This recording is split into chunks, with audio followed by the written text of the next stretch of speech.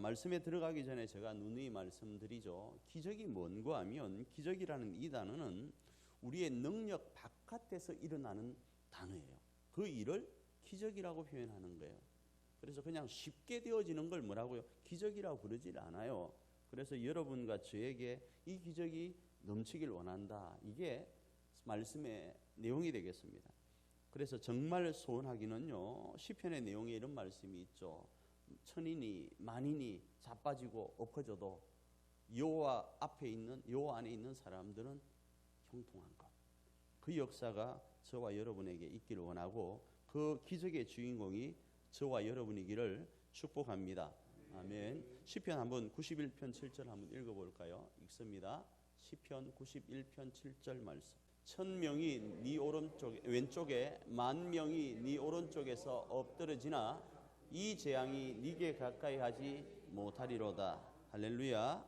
아멘. 자, 이제 그 복을 살펴보기 위해서 오늘 읽은 본문을 좀 말씀드리기를 원하는데, 우리가 읽은 열왕기상 2장 3절의 말씀은요, 다윗이 죽음을 앞두고 누구에게 유언을 하는가 하면 그 아들 솔로몬에게 유언하는 내용입니다. 이 말씀은 다윗이 솔로몬에게 유언하는 내용이지만요, 하나님이 다윗이라는 저자를 통해서 2019년을 살아가고 있는 우리에게 하시려는 말씀인 거예요. 그래서 오늘을 사는 저와 우리 석천의 가족들에게 하시는 말씀으로 받으셔야 돼요. 그 내용을 살펴보면 첫째요, 무엇을 하든지 형통의 복을 우리 석천의 가족들이 누리기를 원한다, 이 말씀이 있어요. 자, 오늘 본문에서 무엇을 하든지라는 이 말씀은요, 소원과 관련되어 있습니다. 그래서 어떤 목적을 향하여 행동할 때를 무엇을 하든지로 표현할 수 있는 거예요. 그래서 정말 저는 석천의 목사로서 우리 가족들을 축복합니다. 행동할 수 있는 복이 먼저 있기를 축복합니다. 할렐루야. 그리고 그 행동이 형통하기를 축복합니다. 특별히 여기서 행동을 사이클로 표현하면요, 인간을 움직이게 하는 것이 엔진이라고 했을 때 이 엔진은요, 4가지 패턴을 가지고 움직이게 되어 있어요. 그 중에 하나가 먼저는 동기라는 게 있습니다. 이것은 어떤 일을 하고자 하는 의욕을 말해요. 그 의욕이 없으면 이 엔진이 돌아가질 않는 거예요. 그래서 교회 안에서 이런 말을 많이 하죠. 많은 사람이 있다고 할지라도 하나님의 일은요, 그 모든 사람보다 헌신된 한 사람, 바로 어떤 일을 하고자 하는 의욕이 있는 그 사람을 통하여 하나님은 일하세요. 교회 사람이 많다고 교회가 운영되는 것 아니에요. 헌신자가 있어야 돼요. 다음은 두 번째, 인지입니다. 이 인지는요, 동기에 대한 가능성을 자각하는 것을 이야기합니다. 그래서 동기가 있다고 할지라도 타인과 비교해서 오는 열등감이라는 게 있어요. 그리고 환경이나 삶으로 주어지는 무력이 있어요. 무기력이 있습니다. 그리고 뭐라고 이야기를 하는가 하면 스스로 나는 열등감과 무기력 때문에 할 수 없다고 하면 이 엔진은 작동되질 않습니다. 그래서 제가 지난 2주 동안 하나님 안에서 우리를 바라보고 우리를 재정립해야 된다, 이런 말씀을 드리는 거예요. 내 환경과 우리의 삶을 바라보면 우리는 우리의 이 엔진이 멈춰버릴 수밖에 없는 일들이 많죠. 아울러 오늘 본문에서도 다윗이 아들 솔로몬에게 뭐라 말씀하는가 하면 대장부가 되라, 이렇게 말씀해요. 열왕기상 2장 부분에 넘기는 건 없습니다. 2장 부분에 보면 그렇게 말씀합니다.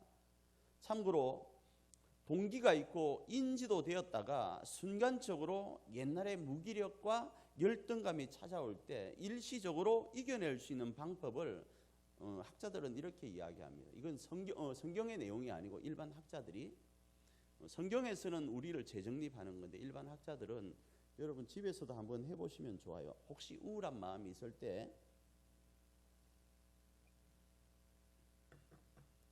노란 밴드 있죠. 그걸 여기다 차고 다니세요. 정말로요. 노란 밴드를 차고 다니다가 갑자기 열등감이 있고 우울함이 있을 때 땡겨요. 아니 진짜라니까. 그리고 많이 우울하면 길게, 조금 우울하면 짧게 해서 놓으세요. 그러면 순간 아파서 그게 사라진, 이게 학문적으로 나와 있는 거예요. 웃지만 진짜예요. 아니 진짜라니까. 순간적으로는 그게 빠약 하면서 그 우울감이 사라집니다. 뭐와 함께? 욕과 함께. 지가 땡겨놓고 누구한테 하는지는 모르겠지만 아이씨 하면서 그 우울감이 싹 사라져요. 한번 해보시길 바래요. 다음으로 유능감이라는 것이 있습니다. 세 단계, 세 번째가요. 이 유능감은요, 자신이 타인에게 도움과 영향력이 있다고 믿을 때 이 엔진이 작동해요. 그래서 이 유능감이 어디로부터 시작되었는지 그 출처를 궁금해합니다.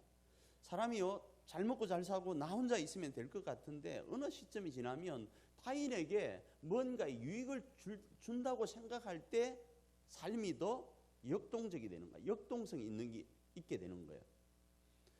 그래서 이 출처가 궁금해서 연구를 제가 좀 해보니까 그거는 창조될 때 우리 속에 있는 하나님의 형상 때문에 그렇다라는 생각을 하게 됩니다. 하나님의 삶은 이타적인 삶입니다. 근데 우리에게도 이것이 있어요. 그래서 흔히 이런 이야기를 하잖아요. 세상의 물질과 건강과 명예를 풍요롭게 가져도 만족을 못 누립니다. 우리는. 왜 그럴까? 그건 어마무시한 하나님, 창조주 하나님을 이 가슴에 한번 담았다 보니까 웬만한 것으로는 만족을 못 느끼는 거예요. 그래서 남편의 사랑도 만족을 못 느끼고 아내의 사랑도 만족을 못 느끼고 자녀의 사랑도 부모의 사랑도 만족을 못 느껴요. 처음에는 꽃을 하나 주면 엄청 감동하죠. 다음에 꽃 하나 주면 감동할 것 같습니까? 안 합니다. 2개 주면 또 감동합니다. 그러나 2개 또 주면 안 합니다. 3개 주면 감동합니다. 3개 또 주면 안 합니다. 100개 주면 어마 하고 감동합니다. 100개 또 다시 주면 감동 안 합니다. 1000개 주면 뭐라 합니다. 이제 엉뚱한데 돈 쓴다고. 그게 사람의 모습이에요. 그 이유가 바로 우리 속에 하나님을 담았던 흔적 때문에 그렇다. 저는 그렇게 생각을 해요. 그래서 이타적인 그 하나님을 가슴에 담았다가 살았던 우리의 그 흔적 때문에 유능감이라는 것이 우리 가운데 있어야만이 우리의 이 엔진이 작동한다, 이렇게 생각할 수 있는 거예요.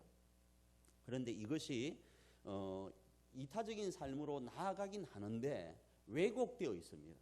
왜곡되어 있어서 어떤 현상으로 나타나는가 하면 타인은 분명히 싫어합니다. 내가 좋아하는 거야. 그래서 타인이 싫어하는 것인 걸 나는 인지할 수도 있고 인지하지 못할 수도 있는데 내가 좋으니까 내가 좋아하는 이거 타인도 좋아하겠지 하고 들이미는 거예요. 그래서 그걸 안 받아주면 서운해합니다. 이타적이긴 하지만 자기 중심적인 모습으로 그 이타성을 발휘하는 거예요. 이건 왜곡된 겁니다. 마지막 부분이 바로 행동이라는 겁니다. 이 행동은 동기와 인지와 유능감이 잘 작동되면 자연스럽게 반응합니다. 그러니까 동기가 있고 거기에 따라서 할 수 있다라는 마음이 있고 이 마음 가운데 내가 누구에겐가 좀 이렇게 유익을 줄 수 있는 존재라는 걸 알게 되면 작동하는 것이 바로 행동이에요. 그런데 이 행동은 처음에는 완성도가 떨어집니다. 그래서 완성도가 떨어지지만 끊임없이 반복되는 학습요. 학습이 뭐죠? 배울 학자의 익히를 습자잖아요. 배우고 계속적으로 익히는 과정 가운데 프로가 되어가는 거예요. 실패를 딛고 일어서고 다시 딛고 일어서고 이것이 반복되는 사이클을 통해서 완성도 높은 일들을 이루어간다는 겁니다. 그런데 이렇게 행동까지 이어지는 삶도요, 반드시 그렇게 된다라는 보장이 없어요. 세상은요. 내가 그 동기가 있었습니다. 그리고 인지했습니다. 그리고 유능감이 있었습니다. 그래서 행동했는데 이 행동이 왜 계속적으로 반복되고 학습되어서 높은 수준의 어떤 것들을 이루지 못하는가? 여기에 대한 확신이 없다 이거예요. 그래서 중간에 포기합니다. 내가 아내에게 잘하려고 했어요. 내가 교회 열심히 하려고 했어요. 내가 누군가에게 뭘 어떻게 하려고 했어요. 그런데 그게 왜 작심삼일로 끝나는가 하면 가장 큰 건 과연 이래서 될까? 라는 생각 때문이에요. 그래서 수많은 사람들이 중도에 포기합니다. 그러나 오늘 본문에서는요, 이러한 행동에 대한 보증을 하나님 안에서 하고 있어요. 그 단어가 무엇인가 하면 무엇을 하든지예요. 아울러 여기서 무엇을에 대한 결정권자가 누구인가 하면 하나님이 시킨 것이 아니라 넓은 의미에서는 하나님이지만 좁은 의미에서는 우리 자신이에요. 그 결정권자가. 그래서 더 의미가 있는 거예요. 그래서 여러분에게 정말 축복합니다. 저와 여러분이 무엇을 하든지 형통의 복을 누리는 기적의 주인공이 되기를 축복합니다. 바로 무엇을 하든지 말입니다. 둘째로는 어디로 가든지 형통한 복을 누리기를 축복하고 있습니다. 여기서 어디로 가든지에 대한 결정권자도 우리 자신임을 말씀하는 동시에요, 여기에는 두 가지 의미로 나누어서 이해할 수 있습니다. 하나는요, 무엇을 하든지에 대한 방향입니다. 무엇을 하려고 하면 무엇을 하는 것에 대해서 이걸 할지 요걸 할지 저걸 할지에 대한 것들이 있을 것 아니겠어요? 그래서 무엇을 하기 위해서 어디로 가게 될 때 그 걸음이 형통하기를 원한다라는 거예요. 특별히 앞에 말씀드린 무엇을 하든지는 사업성과 관련이 있습니다. 그래서 무엇을 하든지 어디로 가든지는 사업성과 연결할 수 있습니다. 그 예가 구약에서 발견할 수 있는데, 구약의 사업성은 보편적으로 하나는 전쟁입니다. 전쟁을 하기 위해서 어디로 가든지 뭐 한다고요? 형통하길 원한다. 이렇게 되어 있고, 또 하나는 양을 치는 겁니다. 양을 치는 데 있어서 목초지를 찾아갈 거 아니에요. 그 목초지가 순적히 만나지는 역사가 있기를 원하고, 수많은 이리와 성냥이 때로부터 보호함을 받는 형통함이 있기를 원할 때 쓰는 단어가 어디로 가든지예요. 그래서 세상 사람들은, 사업자 여러분이 이렇게 물을 수 있죠. 어디로 가야 될지를 누군가에게 묻죠. 그러면 그 사람이 뭐라고 합니까? 동쪽으로 가야 귀인을 만난다 그러잖아요. 귀인을 만나는 거예요, 동쪽으로 가다가. 그리고 만나는 사람이 누구인가 하면 사기당했던 그 옛날에 그놈과 비슷한 놈을 또 만나서 울고 불고 합니다. 그런데 나중에 알고 보니까 그 만난 도둑놈하고 사기꾼하고 나로 동쪽을 가라고 했던 그놈하고 한패인 거예요. 그래서 억장이 무너져서 가슴을 치는 일이 많죠. 그러나 성경에서 말씀하는 이 부분은요, 어디로 가든지는 동쪽, 서쪽, 남쪽, 북쪽이라는 어떤 특정한 방향과 상관이 없어요. 그냥 내가 딛는 그곳이 방향이 된다 이거예요. 어디로 가든지란 이 말은 누가 시켜서 어느 쪽으로 갈까 침튀겨보고, 혹시 교회를 정하실 때도 그러셨나요? 해가지고 이렇게 해가지고 정하셨어요? 그게 아니라 내가 가는 그 길이 내 마음에 소원되어지는 그것이 하나님이 이끄시는 길이 되어진 거예요. 그 단어가 바로 어디로 가든지입니다. 왜 그런가? 내가 내딛는 그 걸음에 세상에서는 동쪽으로 가야 귀인을 만나지만 이미 우리에게는 귀인이신 예수님이 동행하고 계시기 때문에요. 그 걸음이 뭐가 된다고요? 동쪽이 되고 서쪽이 될 수 있는 거예요. 그래서 여러분 집에도 그런 게 있죠. 집에도 여러분 풍수지리라는 게 있어요. 그렇죠? 여러분 그 집 주무실 때 어디로 주무세요? 그거 따져가 주무세요? 따져가 주무셔야 돼요. 동쪽에서 귀인을 만나려면. 이미 귀인을 만나고 동행하는 사람들은 그 방향 상관없습니다. 자다가 좀 자기 몸이 알아서 가면 돼요. 그냥 뺑뺑 돌고 그러면 됩니다. 그죠? 그러나 동쪽에서 귀인을 만나려고 하는 사람은 따져서 주무셔야 마음이 편해요. 화장실에서 볼일 볼 때도 나를 정해서 보셔야 되고, 수만 가지의 일들을 정하여서 보아야 됩니다. 그러나 우리 속에 귀인이 있으면, 귀인이신 예수님이 계시면 내가 눕는 곳이 명당 자리고요, 내가 발을 뻗는 곳이 하늘의 하늘 장막이 되는 거예요. 그 이야기를 하려고 하는 겁니다. 또 하나의 부분은요, 직용적인 의미와 관련이 있습니다. 성경에서 발걸음이 가는 곳을 말을 할 때는 지경을 넓힌다 이런 단어를 써요. 그래서 우리가 밟는 모든 곳을 우리에게 주겠다라는 말씀은요, 하나님께서 여호수아에게 모세에게 한 말씀과 같은 거예요. 너희 발바닥으로 밟는 곳을 너희에게 주겠다 할 때의 직역력. 그래서 어디로 간다 이 말은 내가 밟는 그곳을 너의 것으로 삼게 해주겠다라는 뜻이 됩니다. 여호수아서 1장 3절입니다. 읽습니다. 내가 모세에게 말한 바와 같이 너희 발바닥으로 밟는 곳은 모두 내가 너희에게 주었노니. 사랑하는 가족 여러분, 저와 여러분이 무엇을 하든지 형통하는 복과 함께요, 어디로 가든지 형통하는 복을 누리는 기적의 주인공이 정말 되기를 축복합니다. 그리고 그 복 가운데 특별히 사업과 직영의 복이 넘치기를 축복합니다. 세 번째로요, 하나님이신 여호와의 명령을 지키는 복을 누리기를 축복하고 있어요. 이 말씀은 앞에 무엇을 하든지 어디를 가든지 더 나아가서요, 사업성을 가진 형통의 복뿐만 아니라요, 그 너머에 있는 또 다른 모든 것을 통합해서 누릴 수 있는 복이 무엇인가에 대한 이야기를 하는 거예요. 그리고 그 복을 누리라고 하는데 그 복이 뭔가 하면 하나님이신 여호와의 명령을 지키는 복이에요. 그래서 무엇을 하든지 어디로 가든지 형통한 복뿐 아니라 무엇이든지 구하면 받는 복도 누리기를 원하고요, 심지어 우리 결정권으로 어디를 가더라도 형통할 수밖에 없는 이유가 뭐라 그랬죠? 기인이신 예수님이 함께 하시는데 그분이 불꽃 같은 눈동자로 우리를 지켜주시기 때문에 있는 것 아니겠어요? 그 복 가운데도 있길 원한다라는 거예요. 바로 그 유일한 법이 이 명령을 지키는 복이라는 거예요. 그래서 이 복 가운데 있기를 원하는데 성경은 다음과 같이 말씀을 합니다. 요한복음 15장 7절 뒷부분입니다. 읽습니다. 무엇이든지 원하는 대로 구하라. 그리하면 이루리라. 그래서 무엇이든지 원하는 대로 구할 때 이루어지는 복이 저와 여러분에게 있기를 축복합니다. 네. 할렐루야. 네. 그런데 여러분, 여기서 질문이 생기죠.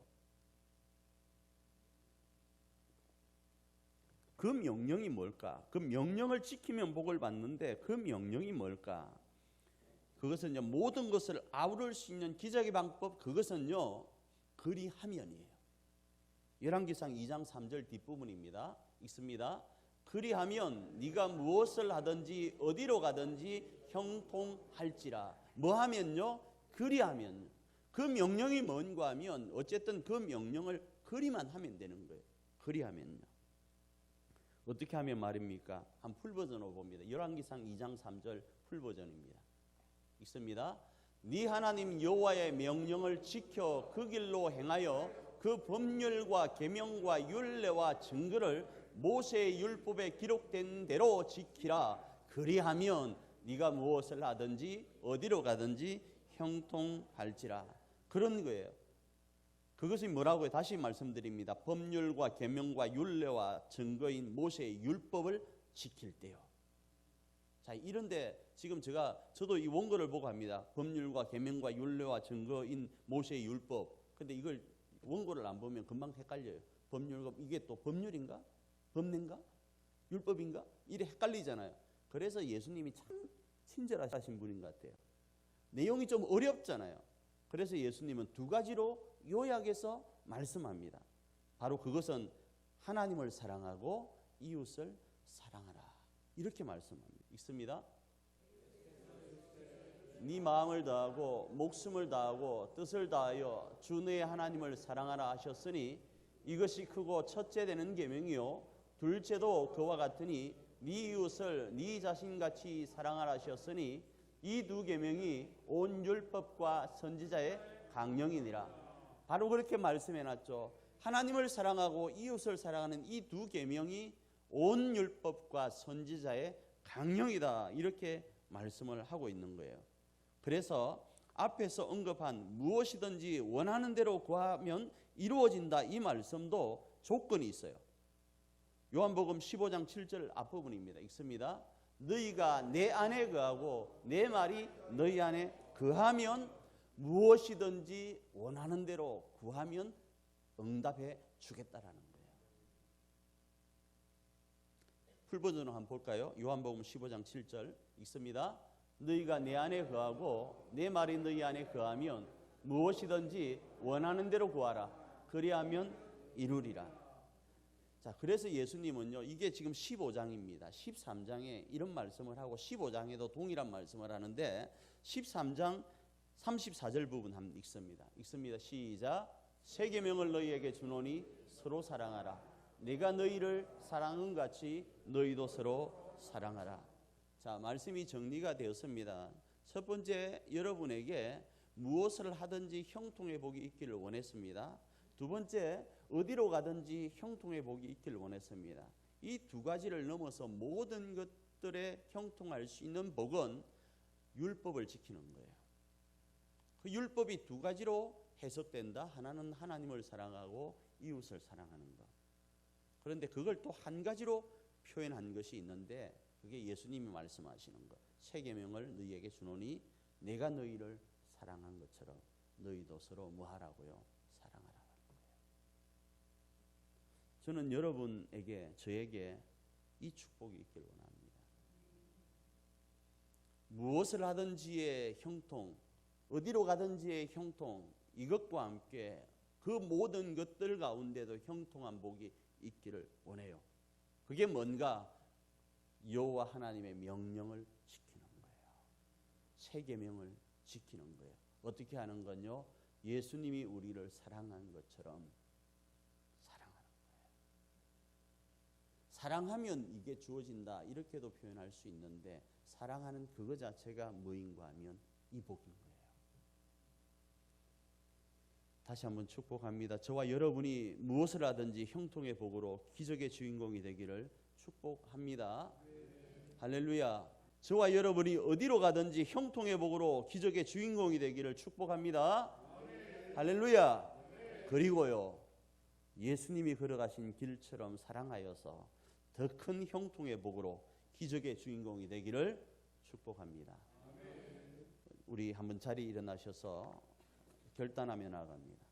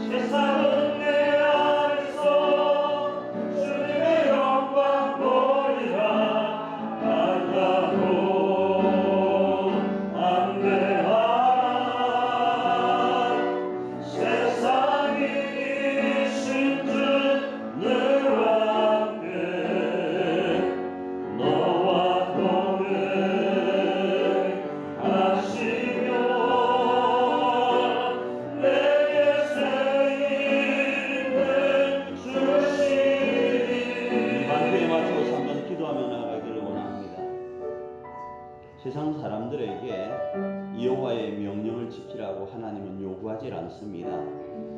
그리스도인인 우리에게 그 명령을 하고 있습니다. 바로 그 길을 걸어가라고 오늘 우리에게 요구하고 계십니다.